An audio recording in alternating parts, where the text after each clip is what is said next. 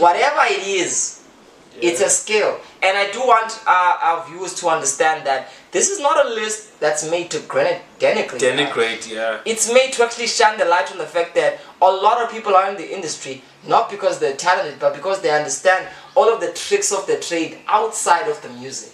But ultimately, if you call yourself a rapper, what matters is the music. Yeah. So you want to talk about rappers who are good at everything but the music.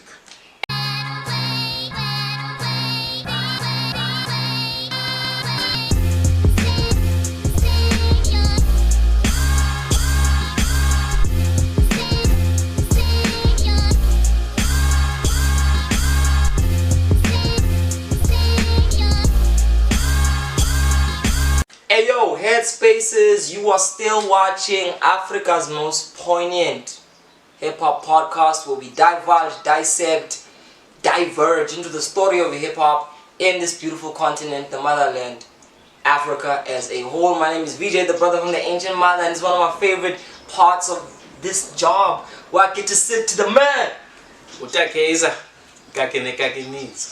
You know what it is? It's conversation time. Yeah, yes. Like whenever you grace the presence of the couch and we in the wax spot, we're always talking what we feel are some of the most crucial things that African hip hop heads need to start thinking about. Yeah.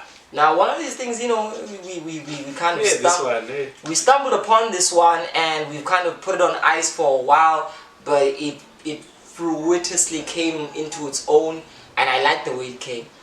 We're talking, and like right now, we might do episodes that are beyond, but we just want to start with what we know, and what we know is our own country. Yes. So, hip hop in South Africa has grown massive leaps. Rap music in South Africa has become a fundamental giant of influence. Yeah. But we don't often ask ourselves the question, who truly deserves to be in this mix of artists that have really made an impact, and who's there just by virtue of who they know, where they're connected with, and things of that nature. Yeah. Things of a nepotism ilk. Which brings about the question, who's there as furniture of privilege? In other words, who are the most overrated rappers in South Africa? We're talking about rappers who don't necessarily have the merit in their artistry, don't really make music that is that good to ring home about, especially if you're talking about how long they've been in the industry. So we're here to break it down, and it's an interesting conversation because the idea of being overrated is a controversial one because number one, what's the rating and who's doing the rating? Yeah. So it's like, I want to break it down this simply. All artists work in the complex of the capitalistic industrial, structure. Therefore, the rating happens by virtue of big corporates, brands that want to affiliate themselves with people who play into themes that make money. And overall, what that does is that it takes artists who have enough clout and enough influence to have a brand convince themselves that this is somebody they could buy into. Yes. So a lot of the times that is people who do genuinely have the artistic integrity and insight to understand their place, but also you equally have those who are there because of who they know. So we just want to dedicate this episode to sifting and looking at the difference between the two. So this list is a list of rappers we feel are only there, or fundamentally there. I think only is a bit of an overstatement. Yeah. They are fundamentally there because of things around their brand, the way that they are perceived, the idea of who they are, what they represent. We can call it their caricature. But the music... Not necessarily about their profession, which is a rapper, and I make music. So, music's mid, or, it's sometimes, but it's a lot there. of times, yeah, but so let's go into it. It's 5 MCs, or 5 rappers, because I know the 10 MCs are controversial. Yeah. How can you call them MCs if they okay. Yeah. 5 rappers who are overrated in this country, South Africa. Number 5. Number 5, A1 Wolf. A1 Wolf. Hey, this one. I gotta admit, he's one of those. I only knew the name because it's there. It's there. It's a but I've never sat down and listened to his music. Well, I have. So this makes a great balance. Okay, and you have. But what I saw was that he's corner everywhere. When he was popping, he was everywhere. He was everywhere to such an extent that he was at some point the face of a very big telecommunications brand in the country. Prepaid blind. 3 times the data every time you recharge. Mega data, it blind. 3 times the value to use as you choose. Mega bonus, it blind. Yes. He had his song played on multiple ads. He was the judge of a certain rap reality TV show which had a lot of prestigious rappers amongst it as judges and hosts. Yes. Basically, A1 Wolf has been fraternizing with elite SA rap royalty for a minute. And what begs the question of his merit is the music. The music in and of itself has never demanded attention, let alone resilience. And if A1 Wolf is watching, this is more of an assessment of the understanding that you have of the context you operate in. And I don't think A1 Wolf's music really resonated with what South Africa was about. It felt very caricaturesque because it was trying to do things which felt like they were funneled from an American imagination into something a little bit more South African. But I, for one, cannot name an A1 Wolf song which I feel trickles into this moment. Neither can I answer the question of how did he even make it into the peer group of people with such power, clout, and influence in SA rap when he really doesn't have a song or an album that really has reached out to the masses. Yeah. Clear sight of overratedness right there. And it smells like connections. It smells like privilege. It smells like brown paper. It's brown paper envelope. in the air. It's there. Okay. Could you follow the money, and maybe the money is attached to A1 Wolf somewhere somehow. Okay. All I can say is that he's our number 5. Shout out to A1 Wolf. It is what it is. Number 4. El Tito. Tito. He even got a podcast now. Shout out to podcasting and all and his fans follow suit baya pa cause galoku you know what? I don't know. Okay. I think capitalism rewards people who tick the boxes of the mandate that it seeks to fulfill in a way, in a way that's very basic and clinical. Yeah. El Tito is a cat who holds a lot of influence in his hood. He was a crucial part of the evolution of Glitterati. Yeah. As a result, he kind of wormed himself into really interesting places in the industry. And that all goes to show that his business ethic and his hustle is extraordinary. Yes. So if anything, this is kind of a compliment because it's a very impressive to end up around talented people when you're not talented. You must be fucking skilled. Yeah, in some capacity. Yeah. You must have either real handiwork at negotiating and networking yourself into these places because of the value of a certain audience you hold, or you might be throwing money into people's faces. Okay.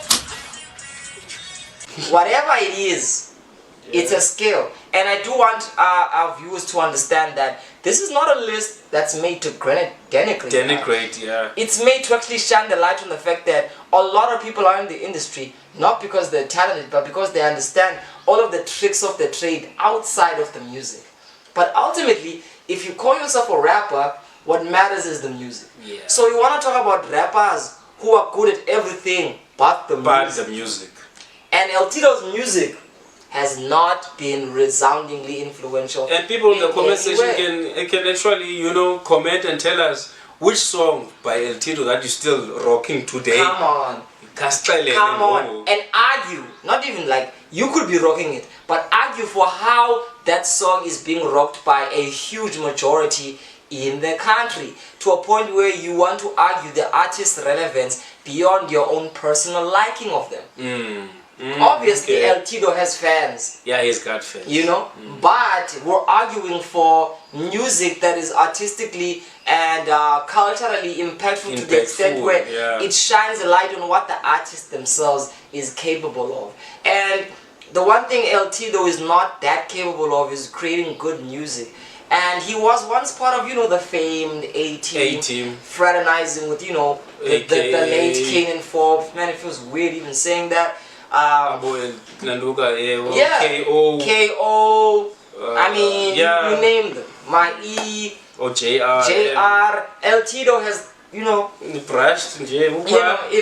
fame was a disease, El Tito is sneezing his ass off because he's been around people who are there, you know? Yeah. But he, you know, he in his own accord just doesn't seem to have that push. Yeah. That's why he's on number 4. Number 3, I want to personally name this one. Yeah. Because I know it's a controversial one. I want to talk about Zakwe.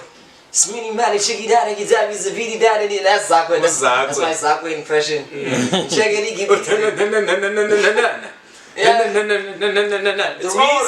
The reason why I'm making fun of Zakwe is because I'm hard on MCs who have a limited capacity of cadence. One dimension. I'm hard on MCs who know how to rap only in one certain way. And I actually like Zakwe. So it's like I'm doing this out of a bittersweet frustration of the fact that Zakwe hasn't grown beyond his first album. I feel like Zakwe is the kind of artist where if you've heard him once or twice, you know what he's capable of. Yeah. And yet he somehow is still there. So Zakwe brings about the question of how does somebody who seems to be a one-trick pony seem to be so resilient? Let's talk about it. Zakwe, signed by Native Rhythms, Sipositole, ushering him into the public light. Obviously, Native Rhythms only backs artists who speak to two things: authenticity and that unique African intentional rapping style that seeks to kind of like ingratiate itself with the masses. Yeah. Zakwe had that. His first album was, at the very best, impressive. Because what it did, it showed us a Zulu rapper who could hold a single rap set up in ways that were inflectiously and impressively like really good. Zakwe can hold, and I'm gonna go structural right now. Zakwe is one of those rappers who could tell a whole story using one rhyme scheme. So he could literally say top of the game, and he could stay there, top of the game, joking the lane, going his bang, his bang, and chain down, his dang bang, his bang. But the thing is, it gets redundant if you're going to lock yourself into cadences which don't breach outside of a normal sonic scope. Especially with music. Music is about communication. And a lot of the times, it's in order to communicate effectively as a rapper, your skills need to go outside of one bracket. So Zakwe's rap skill has remained imprisoned in this place where even till this day with his latest singles, it's this one approach of milking the fuck out of a rhyme scheme. And then like going into the next one. And milking the shit out of that. Uzakwe uyayisenga inkomo ipiki.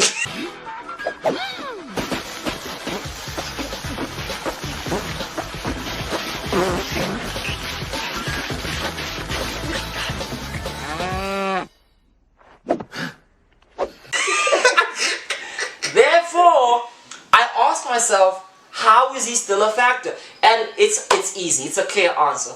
Zakwe behind the scenes has maneuvered himself into the places of Durban influence. He's an artist who understands his value, who knows how to focus on his core, move with them, and move from place to place, whether be it in the shadow of Afrotainment, moving into Mabala noise, evolving into the kind of MC whose name is just in the atmosphere of South Africa, and yet you can't pinpoint more than 3 songs that still linger till this day. So really, this is like a critique on Zakwe's lack of growth. If you're watching this, Zakwe, I love you as an MC, but I want to argue that all great MCs have ways of rapping which are diverse and show emotional depth and technical breadth, which I don't think as an MC you have, which makes the question of why you're still around something that has to be by virtue of your industry hustle. Therefore, overrated.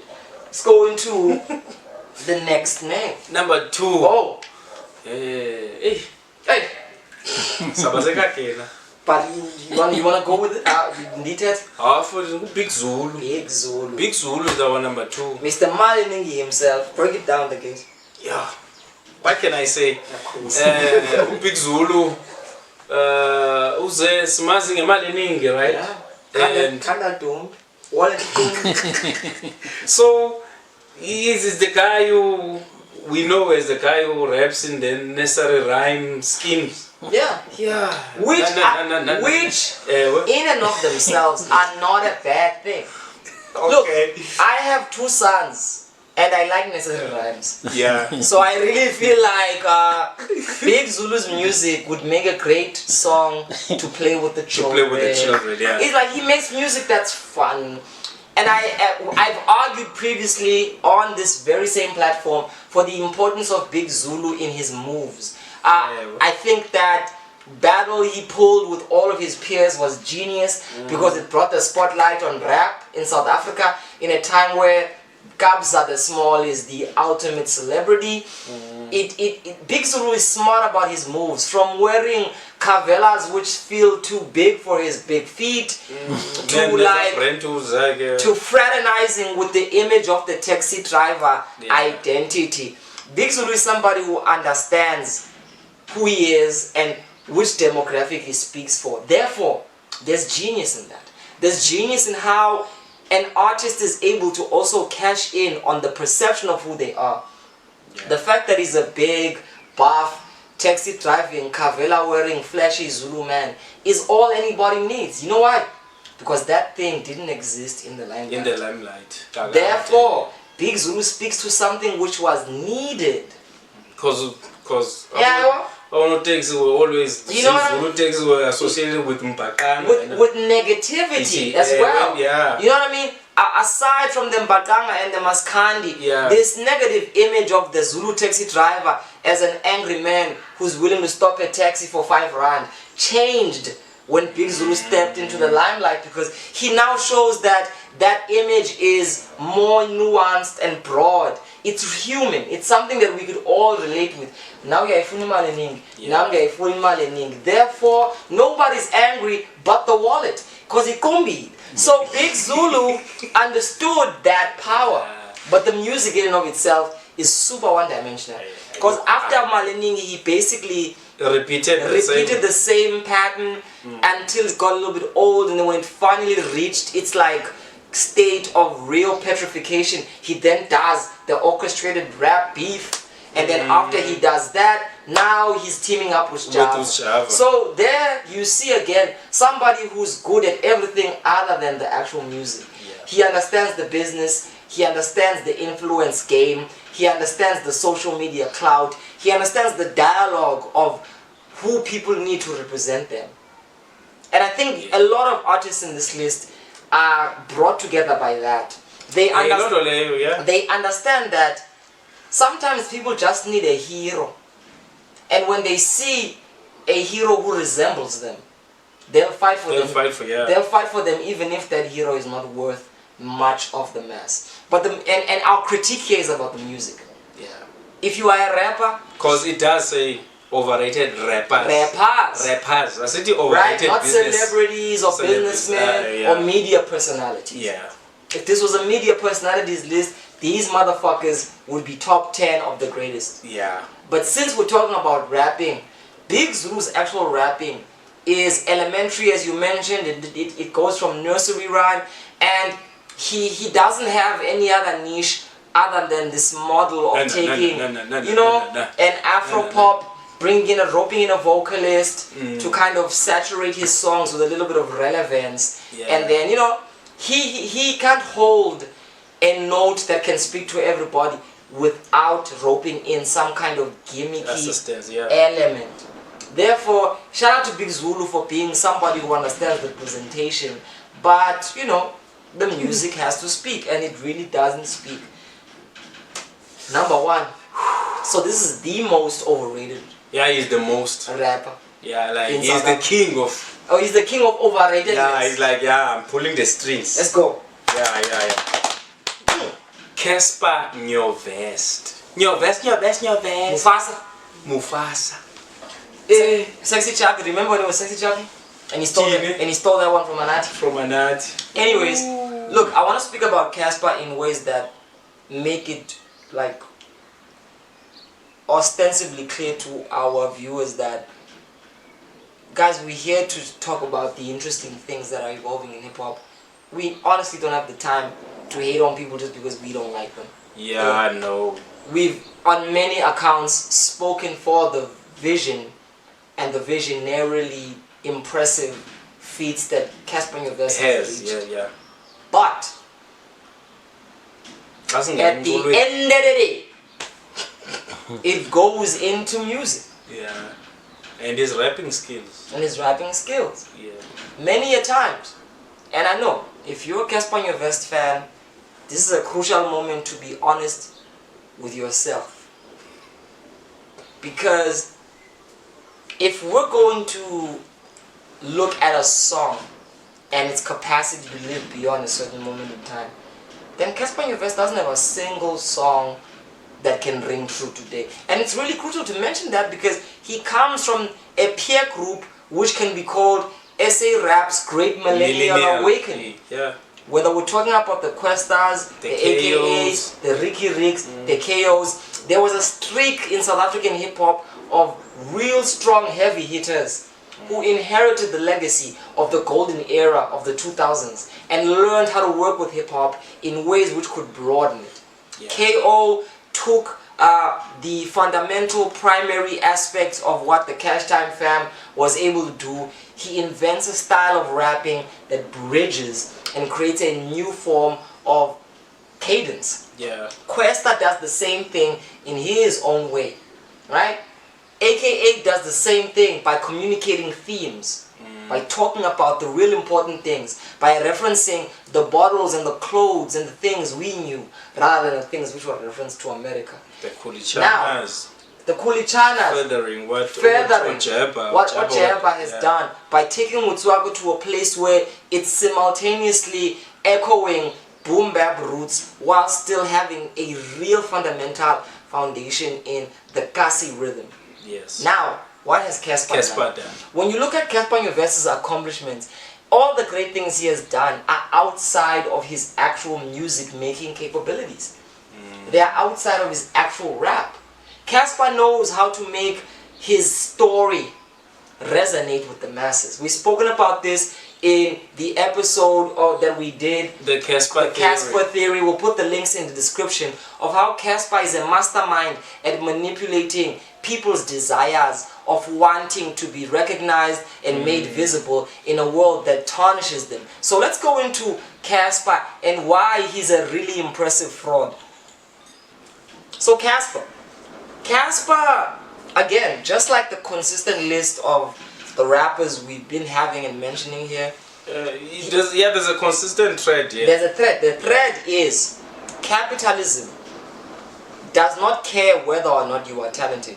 It cares about whether or not you relate to a demographic that is financially valuable. Yeah. Therefore, your talent could be skipped if you know how to and have mastered the art of talking to the essential capitalist need that is fulfilled through who you are. And I think all 5 of these rappers are people who are masters of that.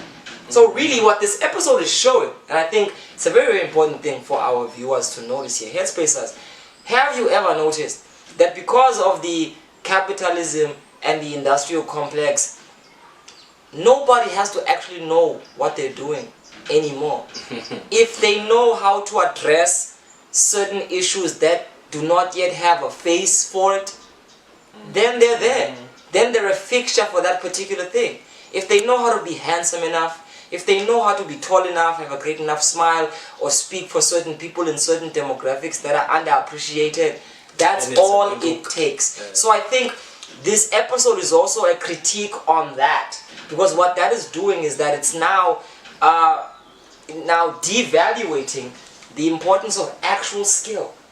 The fact that to rap is a very important skill in cultural work. Yeah. Now, cats who can't really rap beyond an elementary level are being rated as superstars simply because of the industry clout that they hold. So look no further than Cassper for the ultimate example of this. Yeah. Somebody who's filled up numerous stadiums, has cashed in on endorsement checks, and continues to try and milk the fuck out of... Even those stadiums were filled through guilt-tripping people. Exactly. By follow the underdog. Follow the underdog. Also support your own. Your own. Support. And that's the thing about Cassper is that he has turned around and turned against the underdog story that he used to stand for. Because now he can't even argue to be an underdog. Because I mean, he Ubeti stretch on 2 Bentleys. It's not possible. You know, he's actually under Bentleys right now. He's a millionaire, multi-millionaire. Therefore, the whole thing he roped himself into. Also, another thing is the cracks have opened. Sure. Also, something we've also discovered when we were doing a little bit of research on this, Lado. Yeah. Is the fact that Durban. Oh. You know, I was still on Cassper. Yeah, you were still on Cassper, yeah. Let's conclude Cassper. Okay, let's conclude Cassper. So therefore, the reason Cassper is our #1, I mean, it's obvious, guys. And I dare, I wish a motherfucker would come through with pro-Cassper rhetoric. We want it. Because, look... Music, that's timeless from him. If we're wrong about this, Kaiser, then no better time to be proven wrong than right now. Yes. But Cassper, as far as we have understood, researched, looked, observed, and listened to, most importantly, is the most overrated rapper in this country. Yeah. Because the only thing he's really done is show people that you can be influential outside of actually making good music. Yes. End of story. Now, if you've noticed, a large majority of the MCs on this list are from Durban. We even had to scratch because also even an honorable mention is from Durban. Please don't mention it. I'm not gonna mention it. Therefore, I think Durbanites might misconstrue this as anti-Durban hate, you know. Yeah. But it isn't. What it is that it's making us look at Durban in a different light. When we were researching to kind of come up with the list, we realized that why is there such a consistent stream of Durban artists if there is not some issue that begs to be looked at closely into how Durban evaluates the people who lead the influence right there. Yeah. So, I mean, you know how they say the writing's on the wall. It begs another... If the writing's on the wall, maybe that's a whole other episode. The writing's on the wall, then it's following is.